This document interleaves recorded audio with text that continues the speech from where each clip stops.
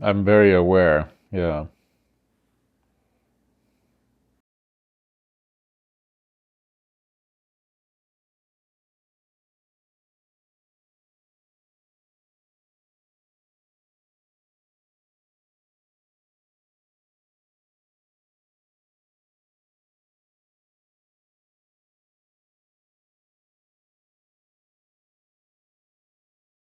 Yeah, I appreciate you sharing.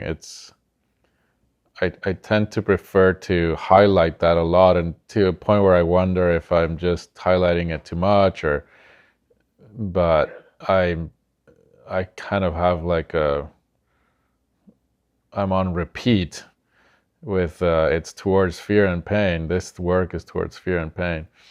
It's um, I don't want to diminish that in any way.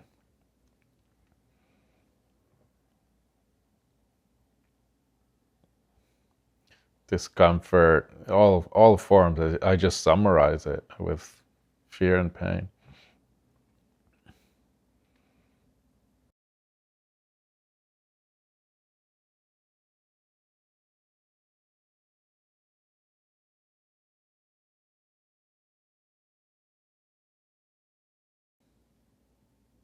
And for example, in what way? Doubt of what? What's the pattern or the?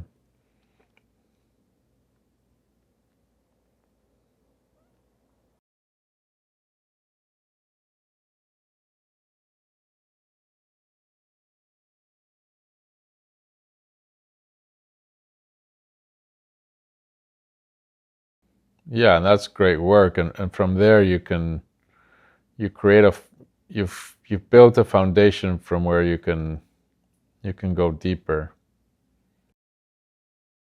Without that, it's often just too unstable. And so if we look at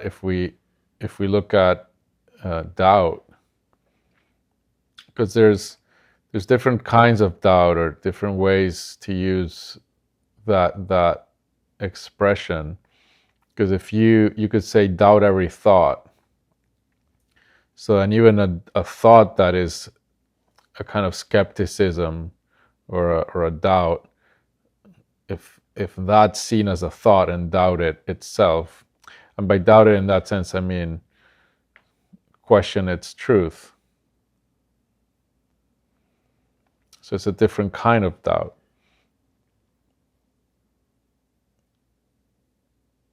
But then there's a doubt, for example, you're saying the doubt around the teaching that this is the way. Well, why would you have any certainty that it is?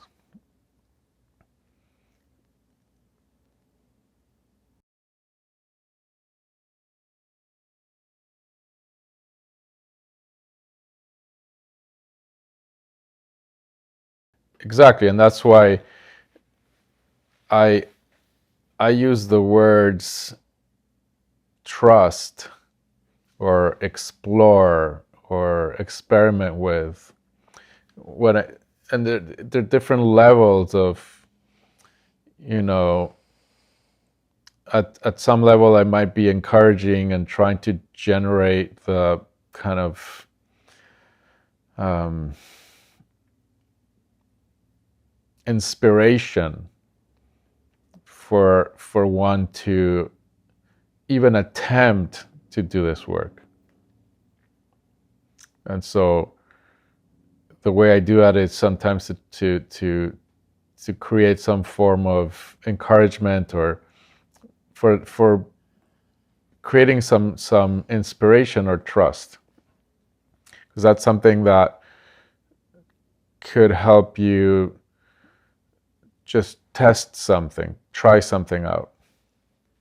But then ultimately it's what you said, it's you try it, something changes, something works, you try it, something changes, something works, and then it's less around any particular teacher or teaching, but it's you realize there's something here. There's something that overall, yes, I've gone through a process that's difficult, there's fear, there's pain, but I am definitely having a better experience than I was. And that shows two things. There is something in this process that's beneficial, and also that reality, truth, nature, what isn't something that is inherently bad. Because it could be. I mean, who knows? Why isn't presence just something that's constantly, infinitely torturous by nature? But it's not. So, to the mind, it could seem that way. But that's where I have a role to say it isn't, and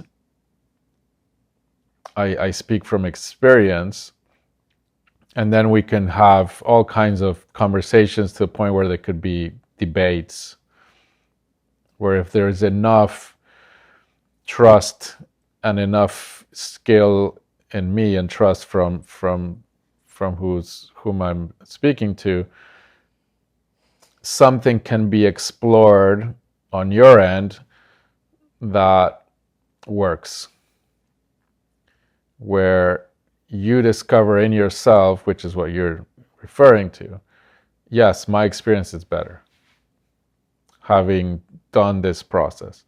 And what I'm here kind of saying again is there is more, and yes, there's going to be more fear and more pain, but it's worth it. And the fear and the pain is going to be there no matter what.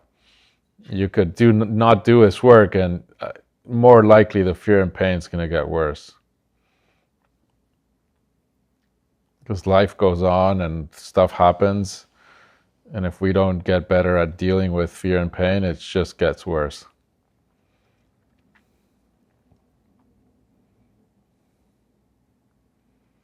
And the thing that I can say is that there is an end, and it's absolutely shocking. Because I had heard about it, you know. I had done a lot of this work, and my teacher didn't speak about the end of suffering. He was very specific to not. He didn't even use the word happiness, because he then was like talking about well-being, and he was very careful with words. So I spent a lot of time with a teacher who didn't point to that directly, like Buddhism does. But then when that happened, I was completely stunned. And nothing that I had, heard of, imagined, experienced, it just had nothing to do with it. It was completely shocking.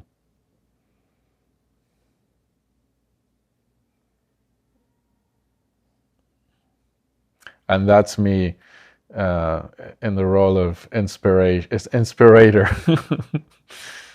cheering you on.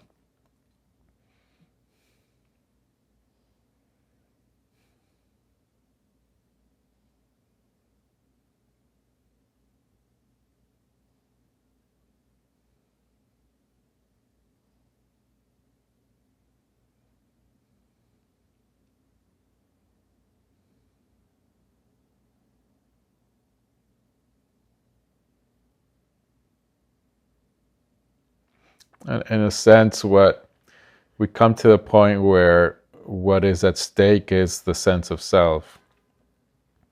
And that's why I find, kind of, even just as a myth, the Christian narrative is quite powerful. Because even after the 40 days and nights in the desert, facing everything, he still had to face crucifixion. So things were pretty good after he came out of the desert. He was feeling pretty confident. Are you still in the role of inspiration? Yeah, because that's part of it, right? It's that's part of it. Take it as a myth. There is the resurrection.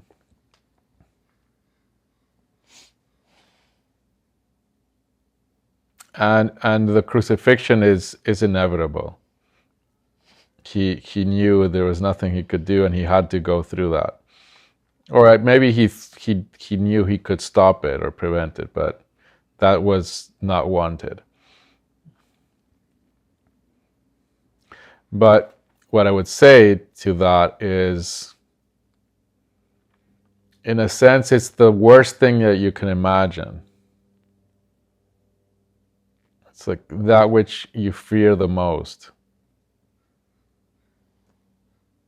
that which you're running away from the most. And so it feels like the worst thing that I could have wanted. But it's death. Yeah. But it's not, well, what is death? It's whatever your body mind conceives it to be, because you can't know it. So it's the projection of the worst thing you could imagine, because we don't know what death is. And then it's the death not of the body.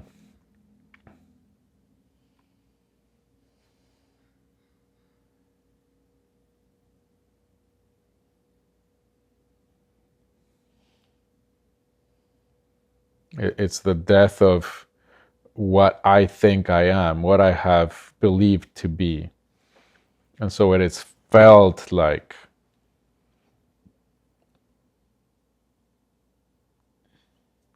the hardest thing that I could imagine going through.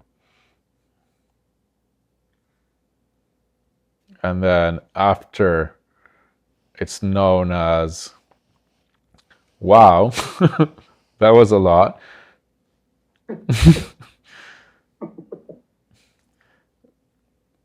But it wasn't death. Well, in a way it was, but it's as bad as it can get. And it's okay.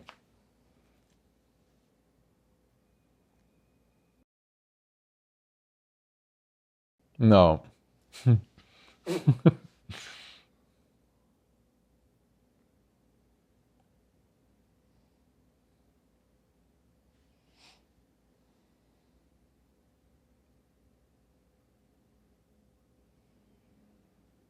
And ultimately it's, as you said, it's thoughts and sensations that are intense and uncomfortable.